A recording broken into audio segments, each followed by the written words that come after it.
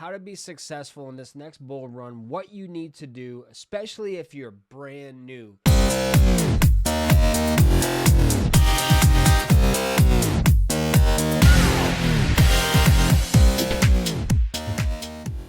If I'm new to crypto and I have no idea, what's the crypto I should be buying? Well, anything in the top 100 is worth you looking at. Anything in the top 50. A couple of things. One, you want low market cap. All right? You want to have a low market cap. Don't really worry about the price, okay, right now, because market cap is really what you want to look at. If you are under $1 billion, if you're still in the, tens of millions or hundreds of millions, that's good. That's a good place to look at. What is the circulating supply of that token? Okay? If you are looking at meme coins or community coins, whatever you want to look, however you want to call them, look at, does it have any kind of use case? Because most times they don't. They're not going to have anything. There's like zero functionality to them. They have no utility whatsoever, except they have a cool logo and they're named after a dog or something. Not financial advice. You got to do and make that decision on your own. However, everything other than Bitcoin and Ethereum are altcoins. Now, if you were to purchase Bitcoin right now, you probably are not even going to make 1x. All right? Let's just be real, because now you're getting into like $120,000, $130,000 Bitcoin. I don't see that happening in this next bull cycle. My gut's telling me probably $100,000. $100,000 probably is going to be what Bitcoin's going to hit. With that said, you have to look at what are the gains you want to make. I want a minimum of 10x on every crypto project I invest in. That's my goal. Anything other than 10x, I'm not interested. So what does that take? That takes rolling up your sleeves, doing your homework, figuring out and finding out, like, what am I interested in? What about crypto is really appealing to me? Web3 gaming could be a thing, right? If you're into artificial intelligence. Let's say you have, $0 to $5,000. Sticking to 2 or 3 good, low cap, high use case cryptos. If you have $2,000 that you have, and you're investing in 10 different cryptos, that's going to be really tough to see the gains you want to make, because you're spread out so thin that it's going to be challenging for you to make anything off of that. Now, if you have $2,000, then your objective should be to make $20,000.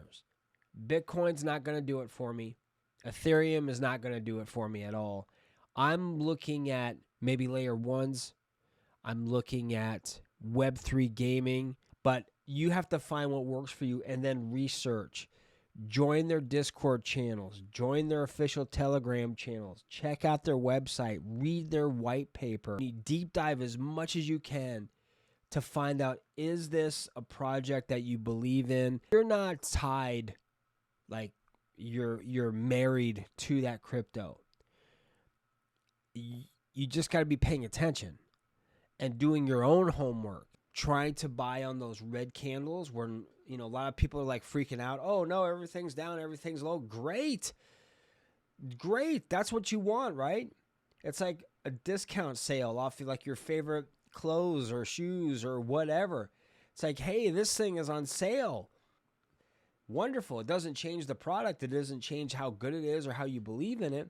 It's just at a lower price point right now. So if it hits that point for you where you want to buy, hey, buy. Let's say, for example, you have a crypto project that you're interested in. You want to buy it.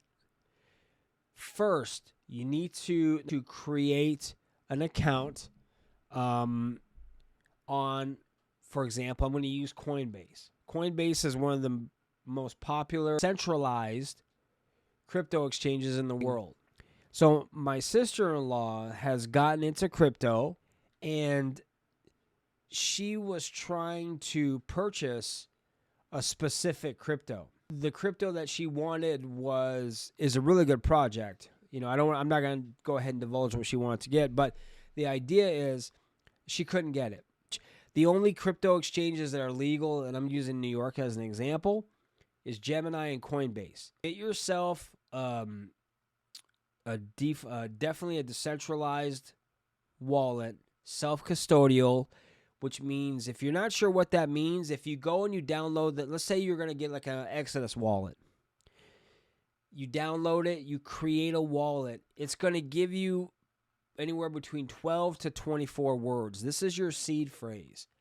That's an indicator that it's a self-custodial wallet, because if you have a wallet, say on Coinbase, that's a custodial wallet. They're the custodians. They have the keys, not you. Remember, it's like a bank. It's the same thing. We think that we put our money into a bank and we think, oh, it's ours. Not really. It's basically an IOU. When you have your crypto on any kind of centralized exchange, it's basically not yours until you take it off. From what my research, you can still buy Ethereum and Bitcoin and whatever. It's the altcoins that they're killing you on. Make sure you have a decentralized wallet, self-custodial wallet, I should say, and connect that wallet to a DEX, to a decentralized exchange. If you're thinking, well, I have a VPN, I can just... No, that doesn't work either. You can get a lot of these software wallets as an app on your phone. You can get it as a browser extension. By the way, the only browser I recommend is going to be Brave browser. That's it. Do not get Safari. Do not use Firefox. Don't use any of those. Those web browsers are designed to track you and to mine your data. So you connect your wallet to a DEX, and then you can go in and then you can buy your crypto and keep it on that wallet. Just be prepared. If it's an Ethereum token, guess what? Yep, you're paying gas fees. There's tons of options. You can do VeChain, Stellar. You've got Cardano. You've got Avalanche. I mean, you have all these different blockchains that are not... You're not spending crazy amounts of gas, right, to buy, sell, transact that particular crypto. If you are not in a state that is highly regulated, then you're good to go. Pretty much any exchange will work. You can do Binance, you can do Gemini, you can do Crypto.com, you can do Coinbase. They're all pretty much at your disposal. So now you have your crypto. However you got it. Now it's in a wallet of your choice. The only reason that I keep any crypto in my centralized exchange within my Coinbase account, is if I'm going to be actively trading it. Now, I'm a hodler, all right? I don't sell. I have my plans in place for each of my cryptos. So unless you're actively trading, or you're going to be actively trading, keep that crypto. You can. It's your choice, of course. Keep that crypto on your centralized exchange until you decide what to do with it. Now, let's say you go and you purchase a crypto that you have a lot of in a different wallet, especially if it's a proof of stake. If it's a proof of stake, don't stake it on the crypto exchanges, because you're not going to get all of your rewards. You're not. The exchanges are. Remember, it's a custodial wallet. The address that it goes into is their address, not yours, right? It's a big pool. So if you're going to be, say, staking like ADA at 2.6 APY, you may get 40% of those staking rewards, and the exchange is going to get 60. I know I did it as an experiment once about a year or so ago. When you're staking, you are protecting the project. You're protecting the blockchain. You're validating transactions. You're rewarded for that. When you're staking on a crypto exchange, you're really not. All you're doing is helping the exchange make more money. And depending on what you're staking, that could be locked up for a period of time.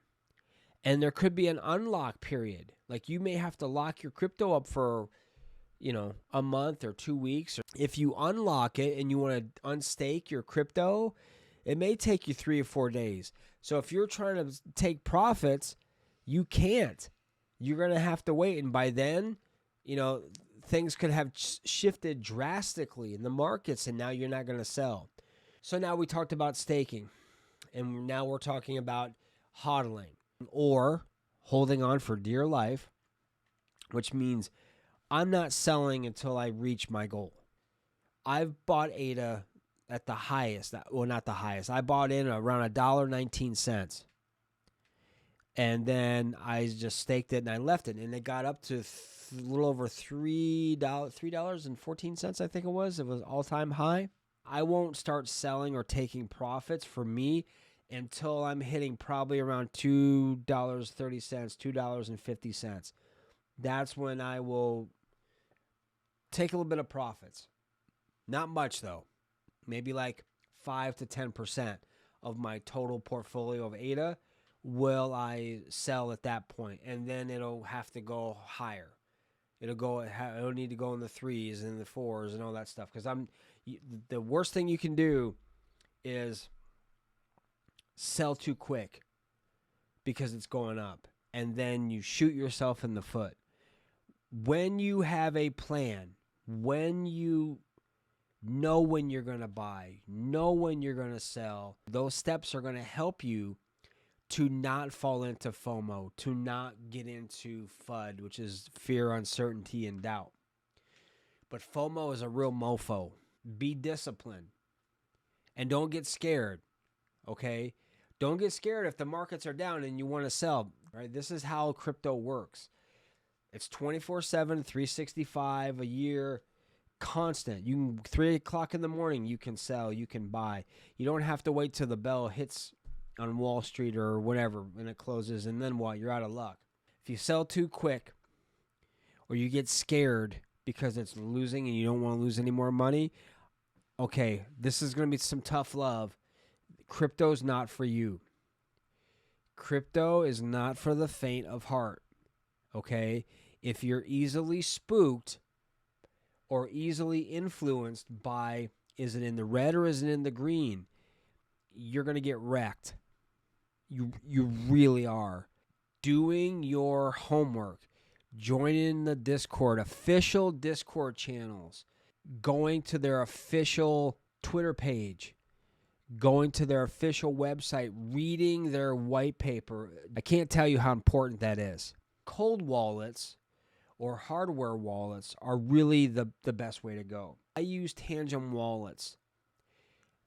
I have a 3-card set. I've actually worked out a deal with them.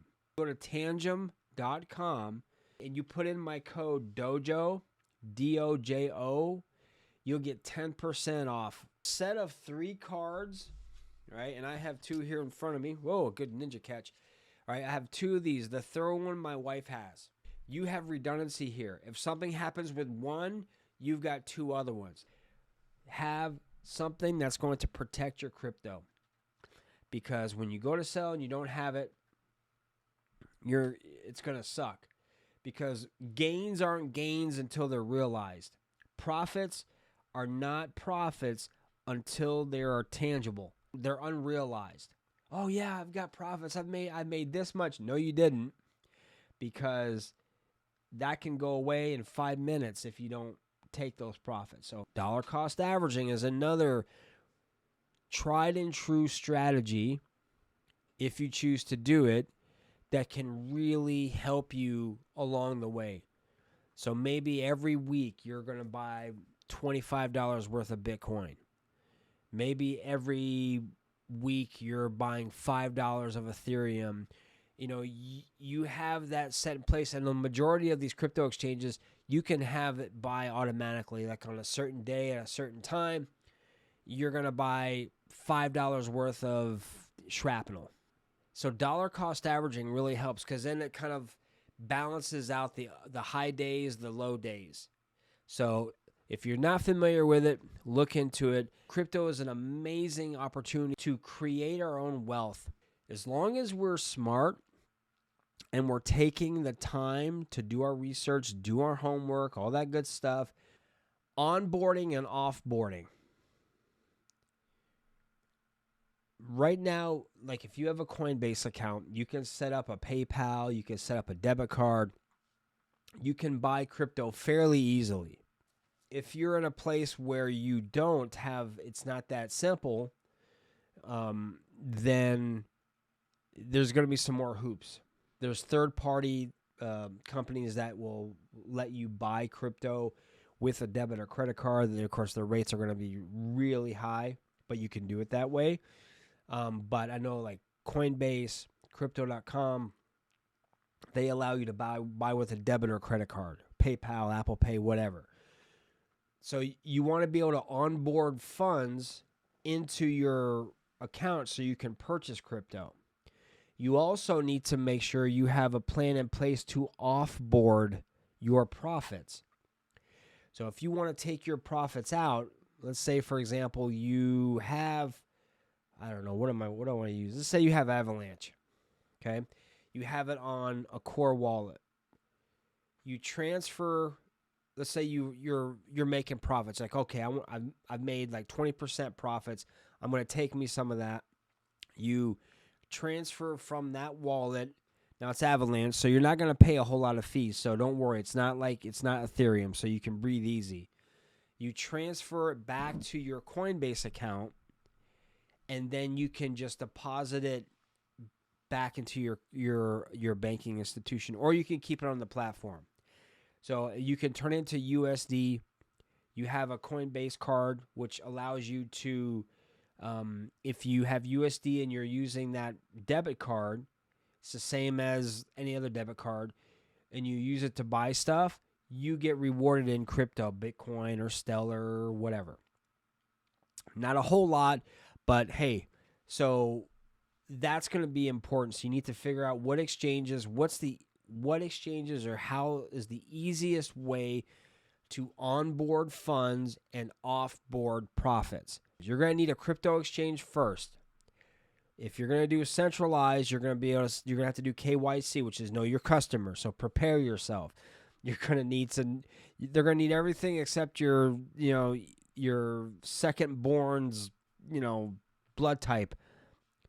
You're going to need your driver's license or passport. You're going to need documents stating who you are, where you live.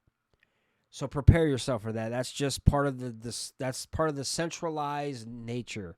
Once you do that, then you can set up everything else.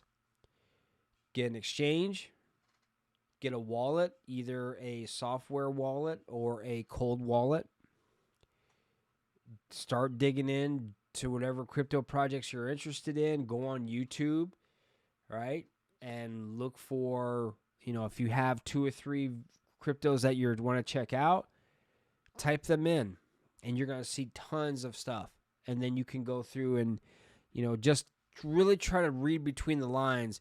Are they shilling this project? Shilling means they're either invested in, they're getting sponsored by it, and they're really pushing it. So just be mindful of that when you're looking. But you can still get tons of information from YouTube, Discord, Twitter, Telegram, all these different resources. Reddit can really help you. Anyone who asks you to, you get a DM from somebody and they want your seed phrase or they want your password.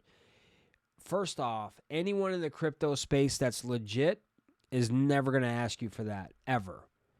You're not going to get Coinbase reaching out to you asking for your passwords or account information. They have it already. They don't need you telling them. And anyone who wants any of that information from you, don't give it. Block them. Report them. If you're on Twitter, report it. Because if you're on Discord and you're getting messages from people, just be careful. I don't really accept any friend requests from anybody on Discord unless I know if I'm expecting them or if I know who they are. If I don't know you, I'm not going to accept any requests on Discord. If you are started your journey, congratulations. Welcome. Crypto is one of the most rewarding financial endeavors, in my opinion, that you'll ever be involved in because we are in control of our own financial destiny. We need to take the steps. We need to make sure that we are doing everything we need to do to set ourselves up for success. What a great time to be alive when you're in a position where you can create your own wealth. So with that, my friends, I hope you guys had a great live stream. I hope you got some information from it. Remember, like, subscribe, share, hit that notification bell. It's a small click for you, but it really is. It's a big deal for me. And if there's anything that I can do for you, please feel free to reach out. Have a great evening, everyone. Thank you for being here. And remember, here at the Crypto Dojo, crypto never sleeps.